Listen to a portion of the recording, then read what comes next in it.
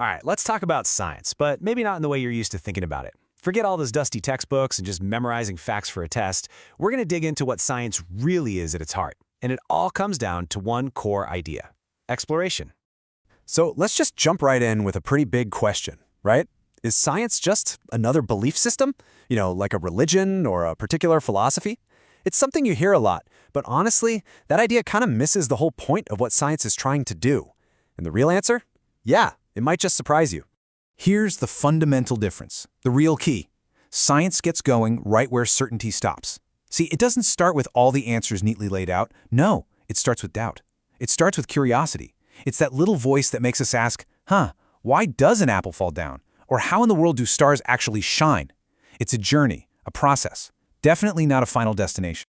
Okay, so to really see what this looks like in action, we've got to go back in time. Let's look at a classic showdown, a real clash between what everyone was told to believe and what someone could actually see with their own two eyes. Yep, we're talking about Galileo.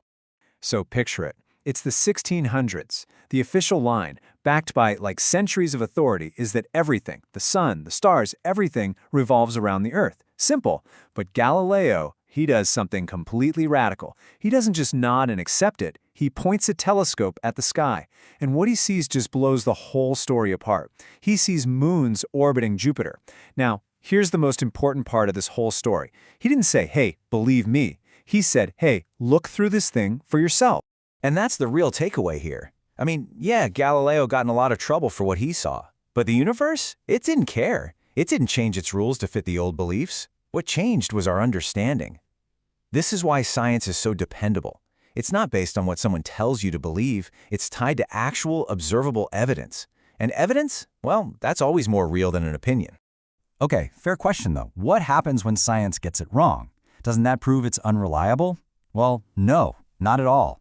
In fact, this is probably its greatest superpower, its ability to fix itself, to improve. And there's no better example of this than the story of gravity. Think about it like this. For about 200 years, Newton's laws of gravity were the best map of the universe we had. And it was a great map. I mean, it worked for almost everything. But then along comes Einstein. And he didn't tear up Newton's map and call it garbage. Nope. He just showed us that the map was a bit incomplete. It was missing some details in some really extreme places. So Einstein gave us a better, more complete map with his theory of relativity. Science didn't fail or collapse. It just leveled up. And that right there shows you the fundamental difference in approach. A fixed belief system, well, it tends to say, this is it, this is the final answer, don't question it. But science says something totally different. It says, all right, this is the best explanation we've got for now, but we are going to keep poking it and prodding it and testing it until we find something that works even better.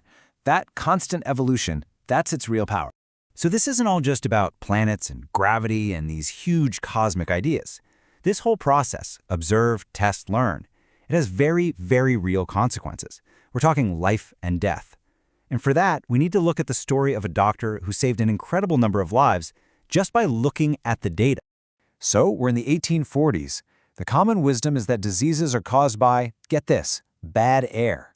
But this doctor, Ignaz Semmelweis, he notices something really disturbing, a chilling pattern. In the maternity ward, where doctors came to deliver babies right after performing autopsies, the death rates for new mothers were sky high. He had a hypothesis.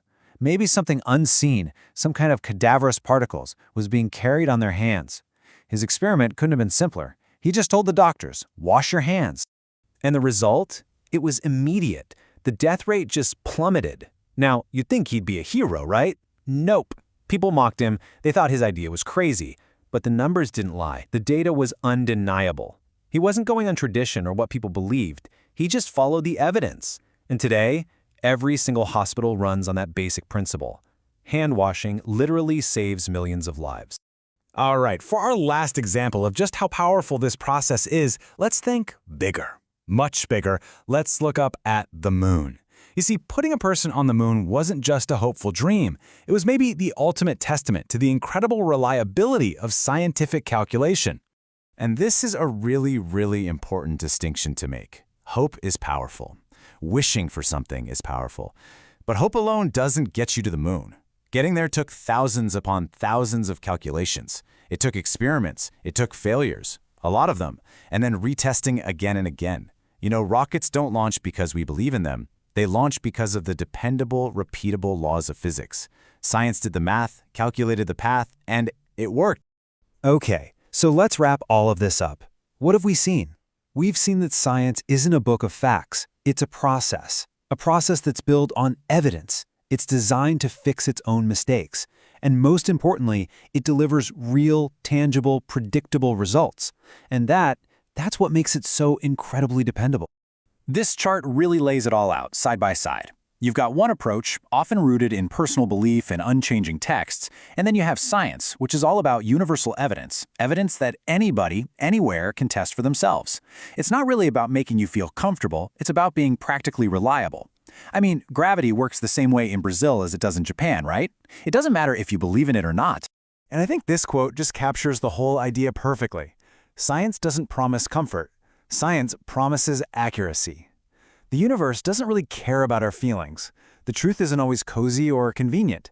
Science isn't trying to bend to what we wish was true. It's just trying to get as close as possible to describing what is true.